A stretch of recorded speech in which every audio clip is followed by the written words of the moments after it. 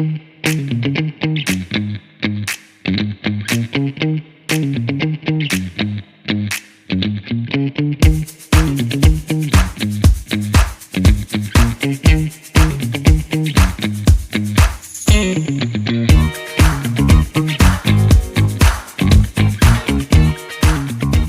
after coming up with an idea, I have to start out somewhere, and it starts right here on the laptop. What are you doing? You gotta hide this. You can't let people see this.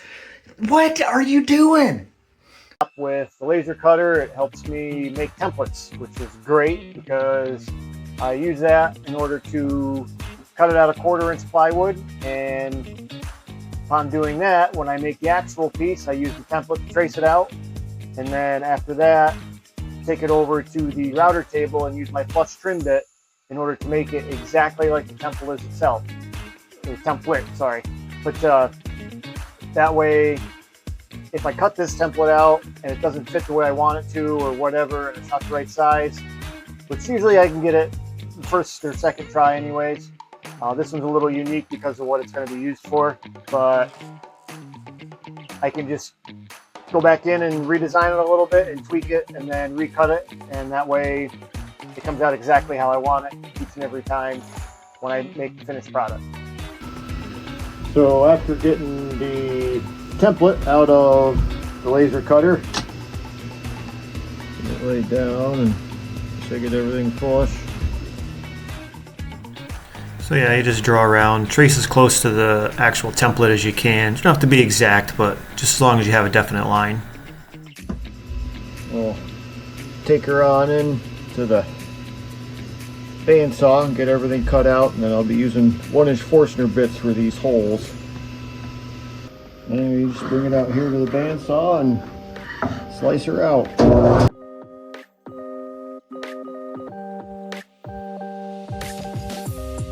Whenever you're cutting stuff out like this using a template line and a template, you want to cut right up to the pencil line and not through it, and actually leave the pencil line there.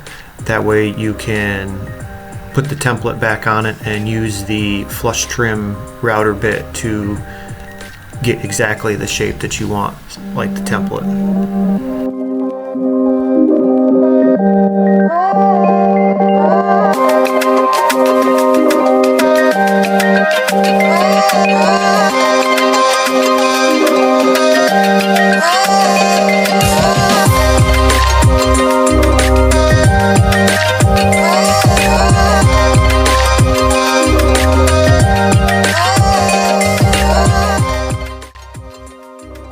And here I'm just using my drill press to drill out the 1-inch finger holes in the handle.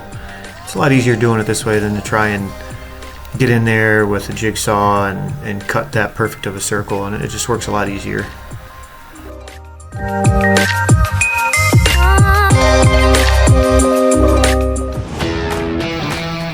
So here I'm just removing my bit from my router table, or shaper table is what it's technically called, but it still works. Just pretty much a router table on steroids, but popping out the old bit and putting back in the flush trim router bit. I cannot stress enough, always use your paddles. As you can see here what happens. I can just imagine what my finger would look like if I didn't have them paddles.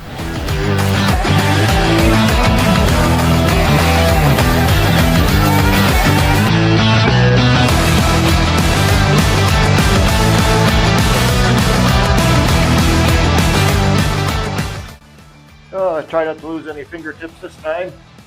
I just went back and traced everything out of a chunk of 1-inch or 6/4 white oak that I had. This time when I run it, I'm just going to do where I need the flat pieces to be, and then I'll stop once I get to these. That way they don't grab them and send them flying like it did on the cherry. As you can see, grabbed it, ripped it right out. So, firewood. So I'll just take this one and run it along this top profile, and then I'll use my sander to sand all these edges down.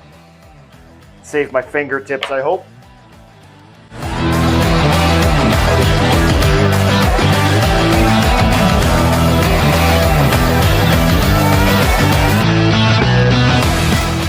Yep, I'll just just cut that with the bandsaw.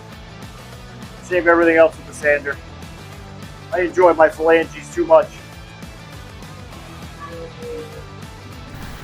And into the table saw, where you see me setting up my gripper push block to make sure the blade doesn't catch it.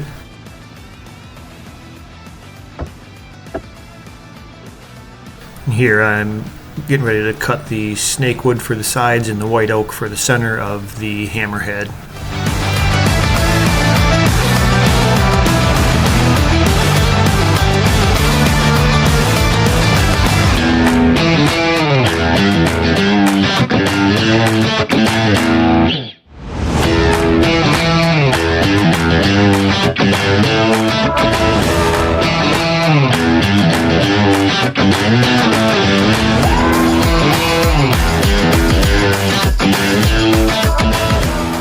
And now to cut the snakewood size for the sides of the hammerhead.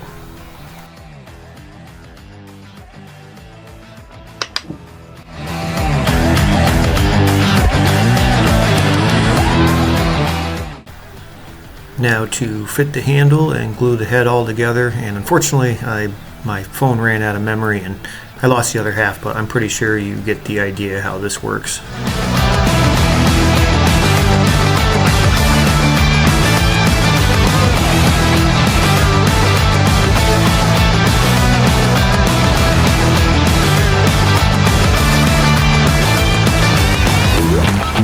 Here I'm just cutting the slots and the hammer handle for after you slide it through the head. You pound wedges in there, which makes the top expand and keeps the hammerhead securely on the handle.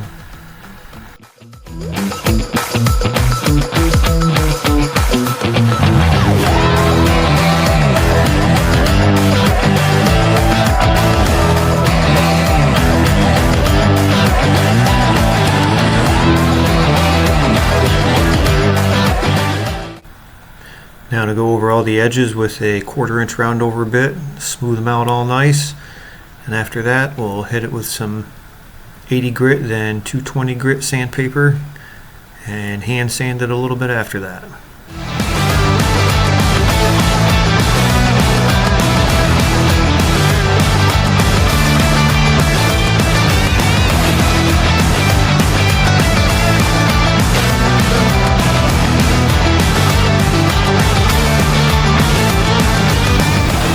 Then after the hand sanding, I decided to give this one a burnt handle look and char the outside of the white oak a little bit. Made it look pretty nice. I did go a little heavy on the one spot, probably a little overzealous in the finger hole section. As you can see, it catches a little bit of flame, but either way, I got to put out. It turned out really nice.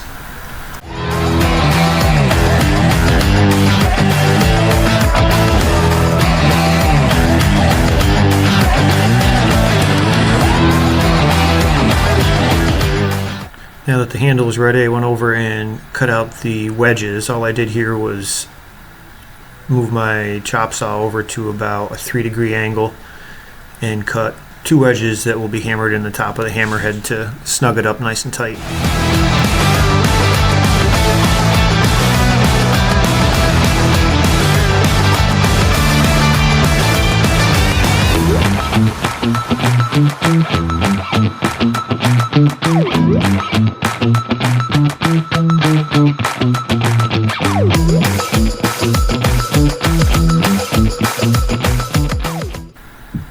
And with a little bit of persuasion, would have been better if I had another mallet to pound this mallet together. Would have been nice. It was all ready for the wedges to be stuck in the top.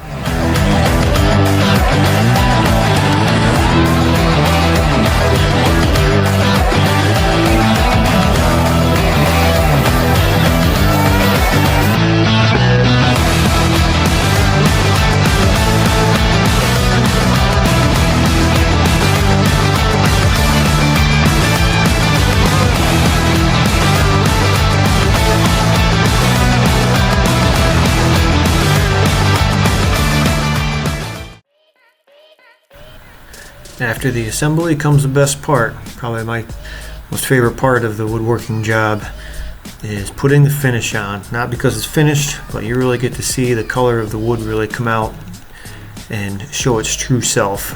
Here I'm just using my board butter, which is a mix of 3 parts mineral oil to 1 part beeswax and rubbed it all on good. It was a little tricky getting all the soot off the handle, but just had to keep rubbing it off with a rag. Eventually it all came off and got a nice sheen to it. Turned out pretty nice.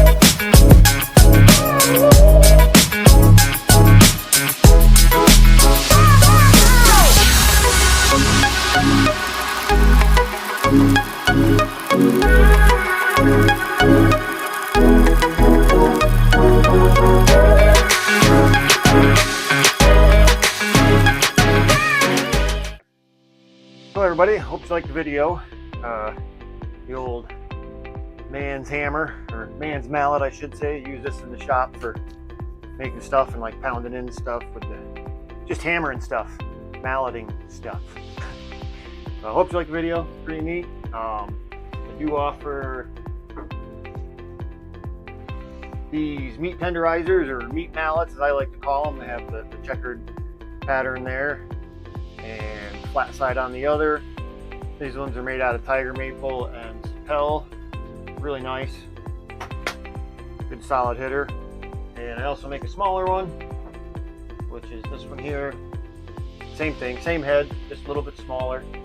You know, you got smaller hands than I do, which I got some pretty big mitts, but pretty nice. They're all food coated in food grade oil and beeswax. They're all ready to go.